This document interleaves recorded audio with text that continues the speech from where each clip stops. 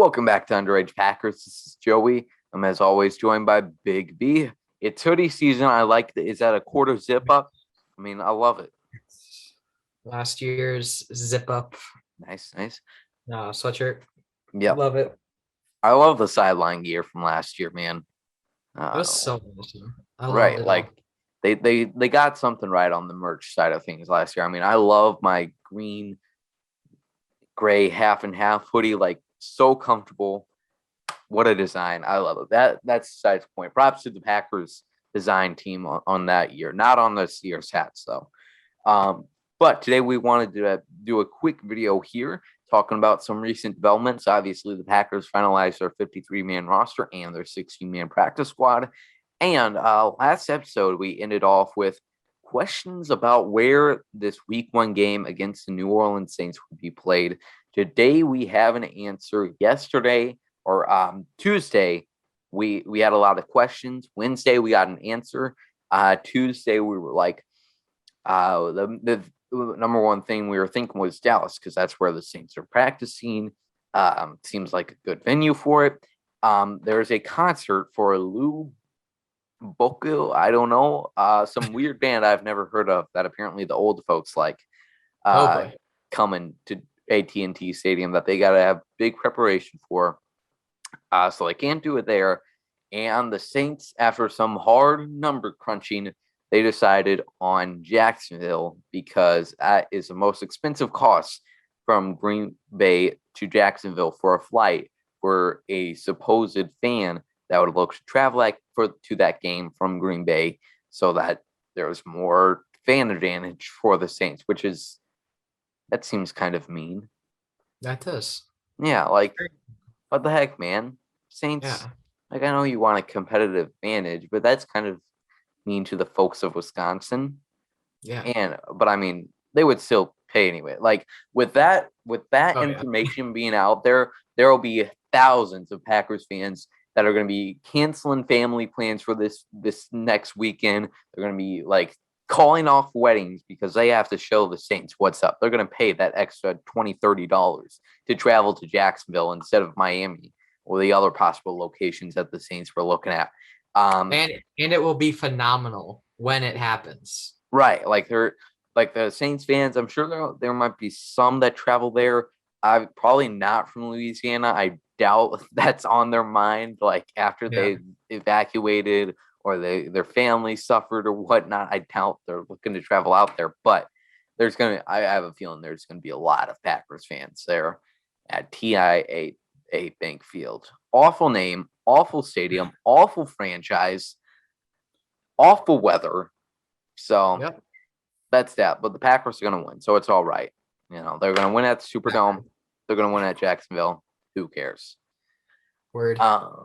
Any thoughts on the location for week 1? I mean, not really. I mean, what thoughts should I have? I don't know. Yeah, it's a good question.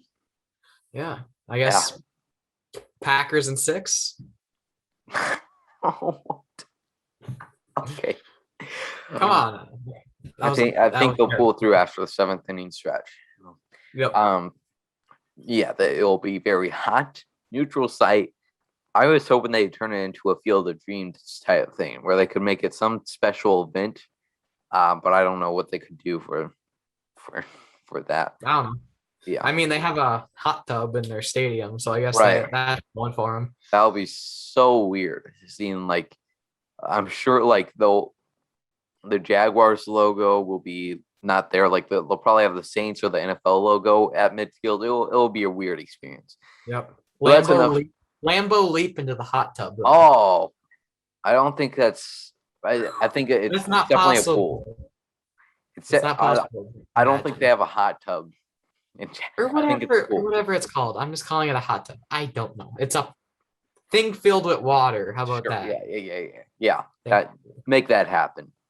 Yes. All right, let's talk about 53-man roster. We already did a whole video talking before it was finalized on some thoughts on some players who might make it, who might not make it. So we're not really going to go through too much of that. Let's give one surprise cut or make though. My surprise make was Isaac Yiadom. to really it didn't look too impressive in the preseason. And to be fair, none of the cornerbacks besides Shamar John looked halfway decent in that Bills game. Not even Kabion Intor in his games. I did think though they might give Into a spot over Gotham, but they did not end up doing that. Big B, who was your surprise cut or make for this team? Surprise cut or make? I'm going to say Jake Hansen, because I don't think anybody's really saw that coming. I was completely shocked when I got the notification that he was actually going to make the team. I'm guessing Gutekunst just is having this be his rookie year instead of last year, because last year he was injured or something. I don't really remember. But that's how I think Gutekunst is looking at this. And that's really the only way that makes sense in my mind. Yeah, that he thinks he still has some promise. Obviously, there were some memorable things in a bad way from Hansen's game against Buffalo. Had a botched snap that went, pretty bad. So yeah, but the people that are like get so up in arms about the decisions that are made is so ridiculous to me. Like I saw, your comments, our friend Nate's comments on the Packer page on Instagram are always a joy to read. Like Reggie Beggleton, people are like, well, why did you keep him and not? Why did you keep EQ and not Reggie Beggleton? Why Malik Taylor and not Juwan Winfrey? Shut up.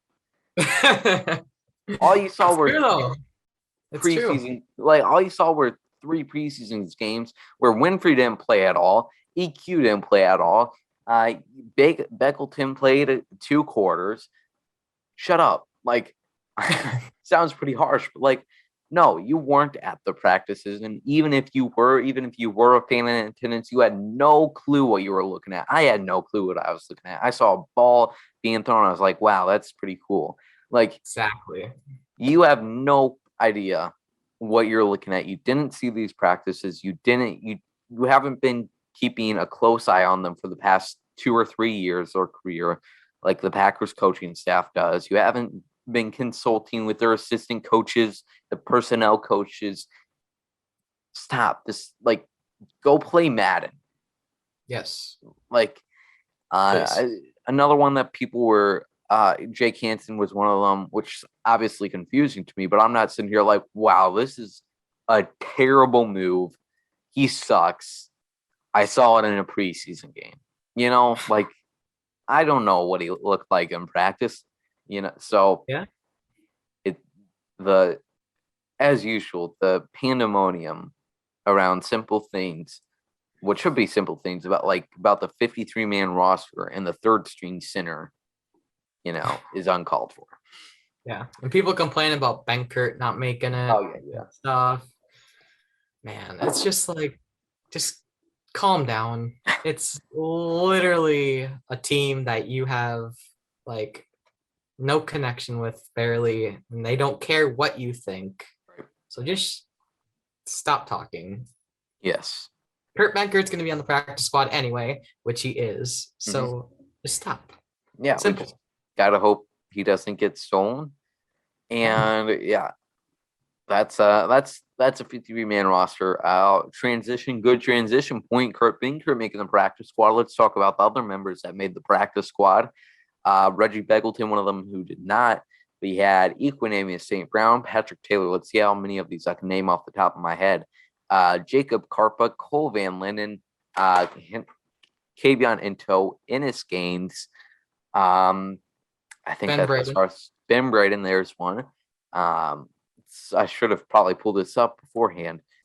Abdullah Anderson. Oh, yes, the new defensive tackle that they signed this past weekend. There wasn't really any surprises. I was kind of a little kind of surprised to see they didn't bring Christian Uphoff, very special, very promising special teamer. Here we go. Got it pulled up now. Wide receiver Chris Blair, Tipa Nalai, Bronson Definitely. Kutusi, Aaron Rodgers' favorite, kicker JJ Molson, Willington Pavilion, who was on the team last year, Ray Wilburn, the inside linebacker, and then Juwan Winfrey as well. Looking at these guys, I'd say a few that might actually get a chance to be promoted to the roster throughout the season. And, obviously injuries will open up a lot more opportunities.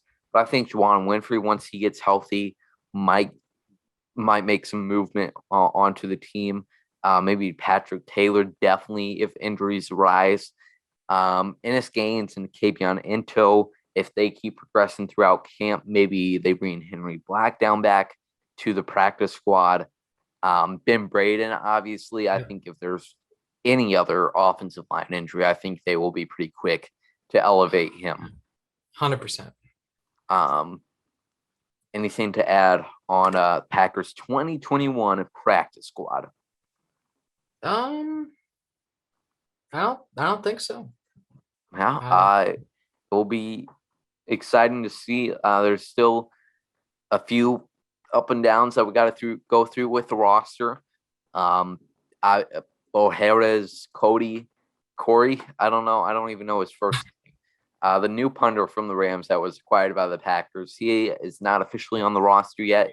Packers haven't made that move official, but at that point they will be at 53 players. So that will be exciting.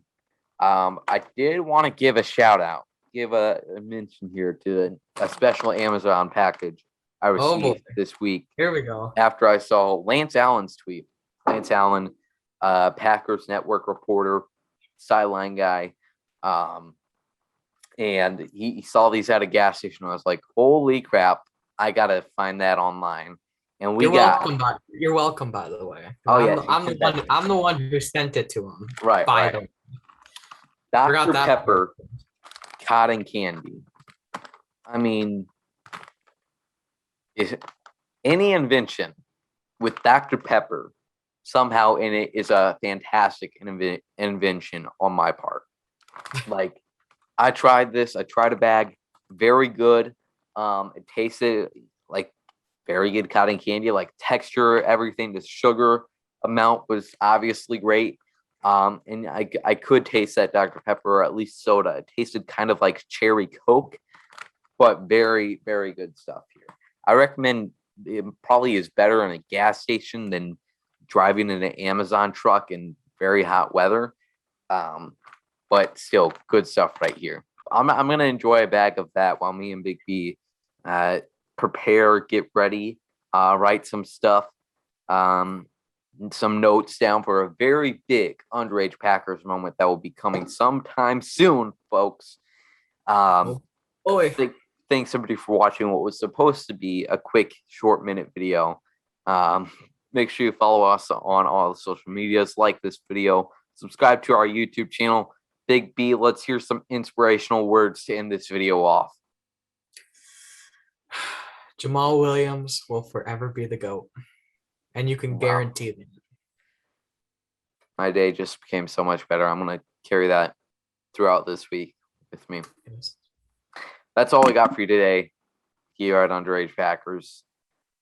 We'll see you later. As always, go Pack Go.